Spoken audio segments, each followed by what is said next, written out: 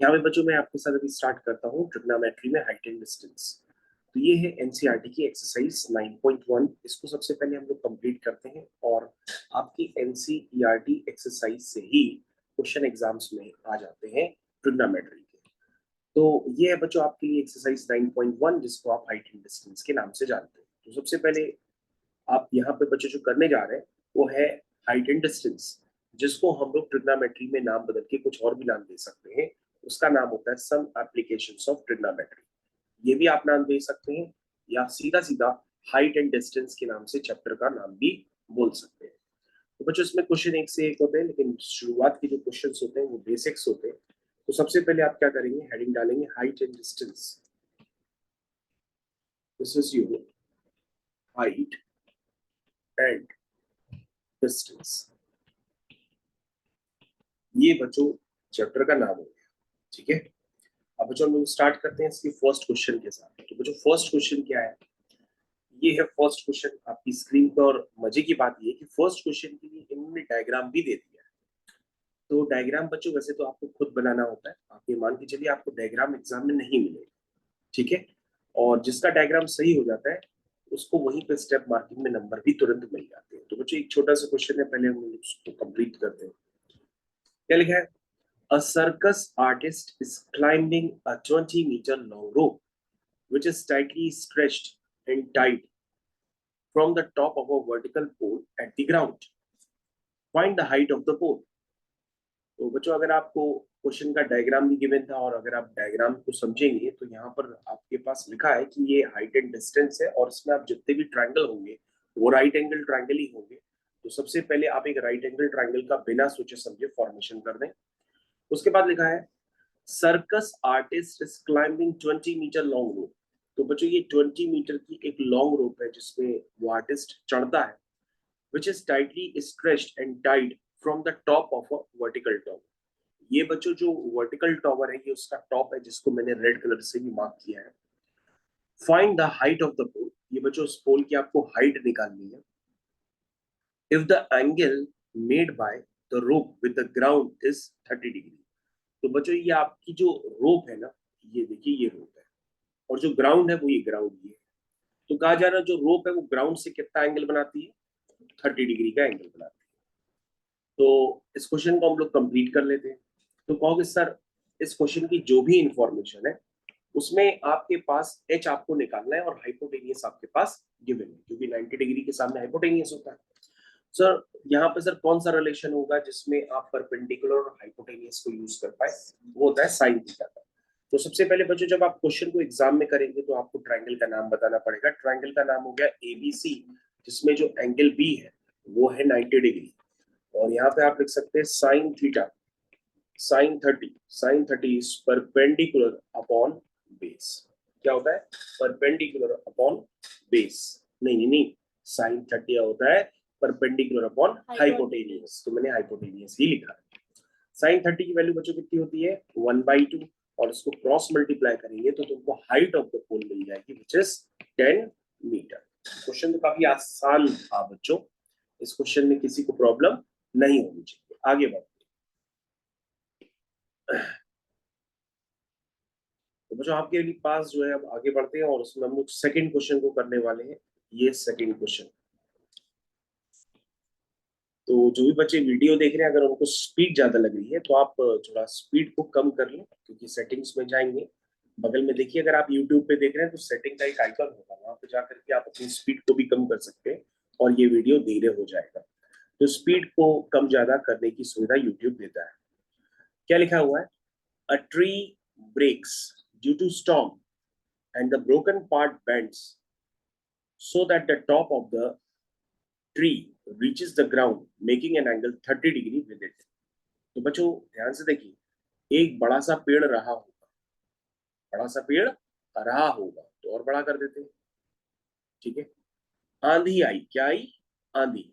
Storm मतलब आंधी, आंधी आई तो उस पेड़ का एक हिस्सा ऊपर से टूट करके ग्राउंड को टच करने लगा और अगर आप देखें ध्यान से तो एक राइट एंगल ट्रायंगल का भी फॉर्मेशन हो गया। तो यही आपका टारगेट होता है। तो बच्चों ये वाला हिस्सा कहाँ चला गया, स्टॉर्म में टूट करके नीचे की तरफ चला गया। और जो उसका टॉप है फिर से आप पढ़ सकते हैं क्वेश्चन। अ ट्री ब्रेक्स, तो बच्चों ये पूरा सा जो मैंने लंबा सा बनाया था ये पूरा आपका क्या था, ये ट्री था यानी कि पेड़ था आपके लिए।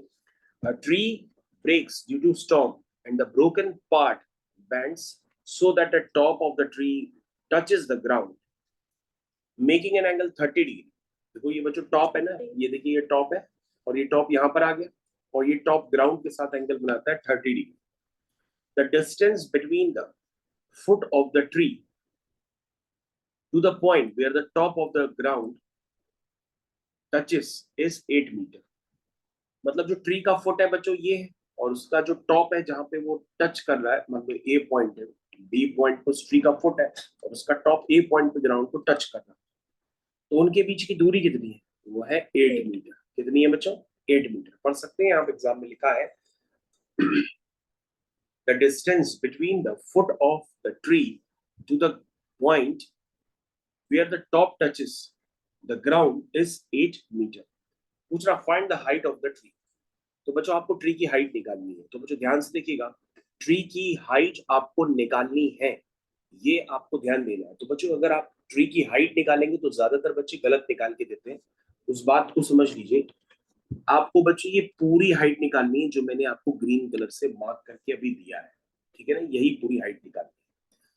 तो ज्यादातर बच्चे जो है कुछ और निकाल करके देते हैं, तो आपको ये पूरी कंप्लीट हाइट निकालनी है। तो बच्चों हम इस ट्राइंगल को पहचान लेते हैं, ए बी सी, और ऊपर वाले पॉइंट को लिख देते हैं डी, जो कि टूट करके ए हो चुका है, ठीक है, राइट एंगल ट्राइंगल क्रिएट हो गया। सबसे पहले बच्चों ट्राइंगल का नाम लिखेंगे, ट्राइंगल का नाम होता है ए बी सी, जहां पर एंगल बी जो है वो है आपका 90 डिग्री, ठीक। अब बच्चों सबसे पहले हम यहाँ पर क्या करेंगे, यहाँ पर ट्राइंगल लेने के बाद हमारा काम ये बनता है कि हम BC निकालें, ए भी हमारे पास गिवन है, तो आप क्या यूज करेंगे, कहोगे सर हम यूज कर सकते हैं, सर हम यूज कर सकते हैं tan थीटा। क्या यूज कर सकते हैं, tan theta. tan theta is perpendicular that means BC upon hypotenuse which is AB। तो परपेंडिकुलर अपॉन बेस है ना, tan theta is perpendicular is upon base.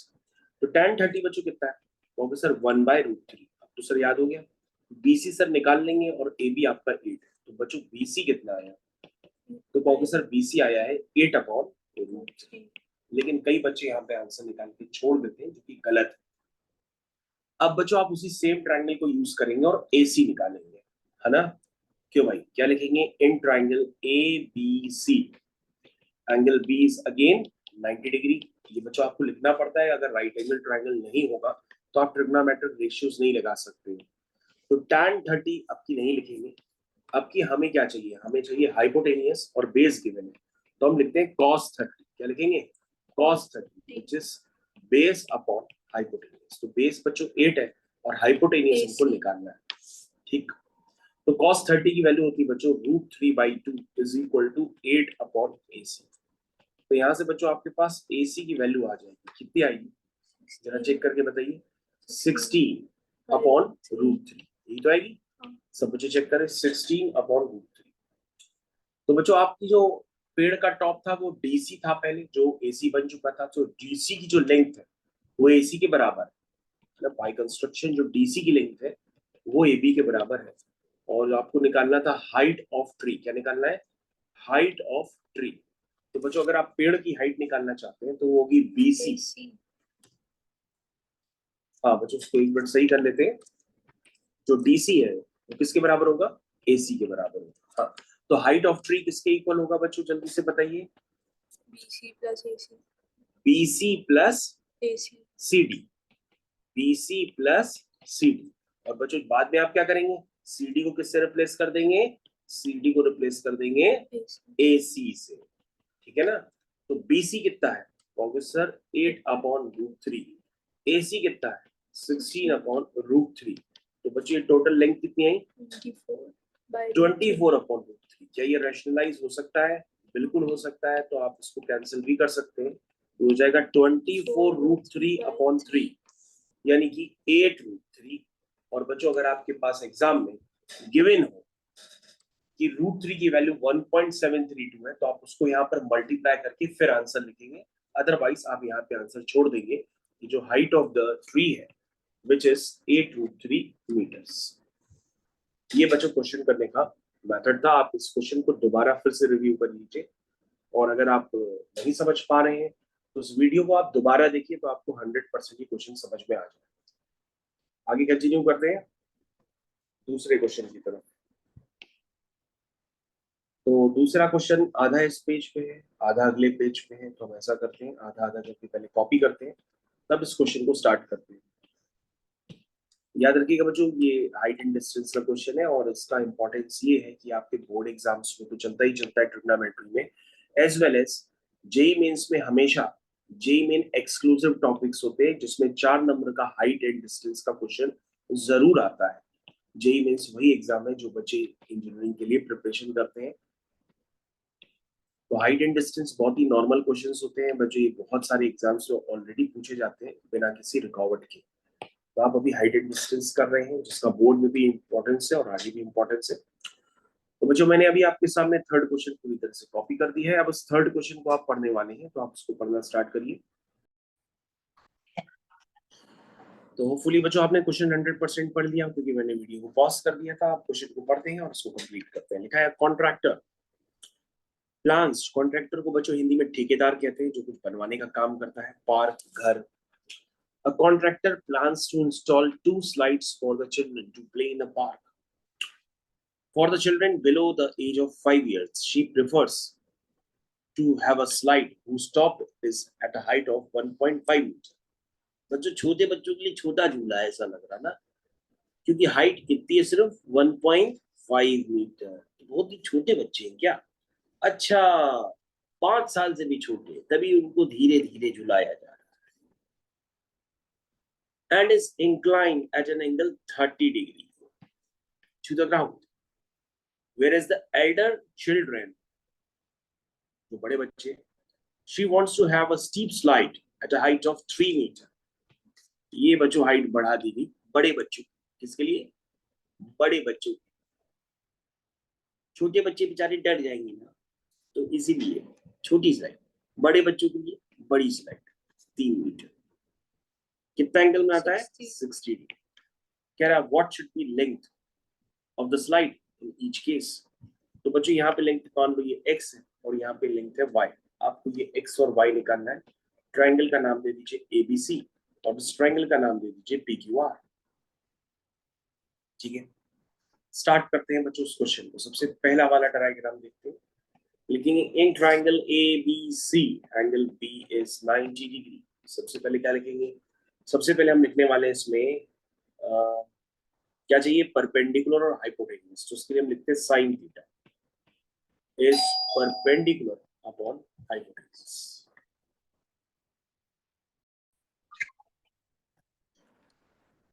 तो बच्चों जो आपके पास पहला ट्रायंगल था उसमें आपने sin 30 लगाया और परपेंडिकुलर अपॉन हाइपोटेन्यूज लिखा। तो यहाँ पे बच्चों x जो sin 30 होता है 1/2 होता है। कितना होता है? 1/2।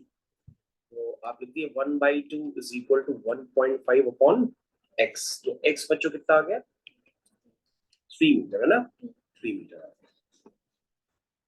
तो यहाँ पे बच्चों जो स्लाइड की लेंथ है वो कितनी है? 3 मीटर। बच्चों ये है स्लाइड। तो बच्चों यही होगी ना झूलने वाले बच्चों की स्लाइड। और यहाँ पे बच्चों स्लाइड ये। चलिए अब यहाँ पे निकालते हैं। यहाँ पे बच्चों ट्रायंगल जो है आपका राइट एंगल ट्रायंगल है। तो सबसे पहले लिखेंगे in triangle PQR। Angle Q जो है वो 90 डिग्री है।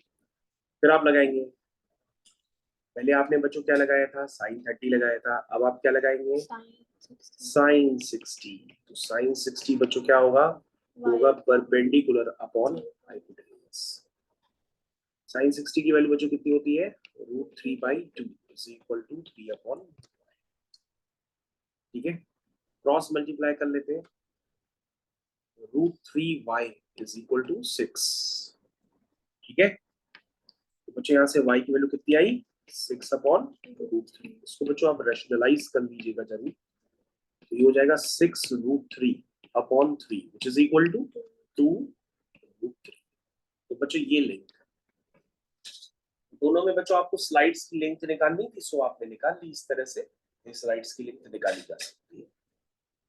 मेरे ख्याल से सारे बच्चों को क्लियर हो गया, और ये तो आप समझ ही गए हैं कि हाइट एंड डिस्टेंस में हम क्या पढ़ रहे हैं, ठीक है। तो बच्चों थोड़ा सा थ्योरी का पॉइंट हम ऐड कर रहे हैं, थोड़ा सा यहाँ पे ध्यान से देखिएगा बच्चों।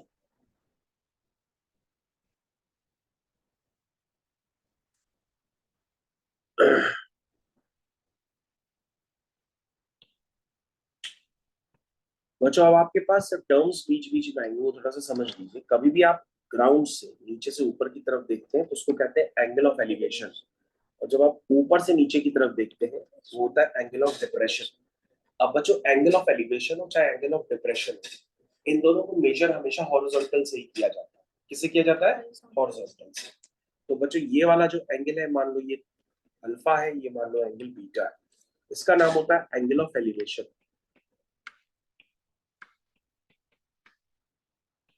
और इसका नाम होता है बच्चों एंगल ऑफ डिप्रेशन। ठीक है, तो ये बच्चों थ्योरी का थोड़ा सा पॉइंट है, ये मैंने बीच में इंट्रोड्यूस किया है, इसको आप याद रखेंगे। मेन इसमें पार्ट ये है कि ये दोनों एंगल्स हमेशा हॉरिजॉन्टल से ही मेजर किए जाते हैं। ठीक है बच्चों, तो अगला क्वेश्चन मैं आपको करने के लिए देता हूँ। तो मैं 2 क्वेश्चंस आपको लगा के देता हूँ, आप उनको करिए, तब तक मैं इसमें पॉज लगाता हूँ।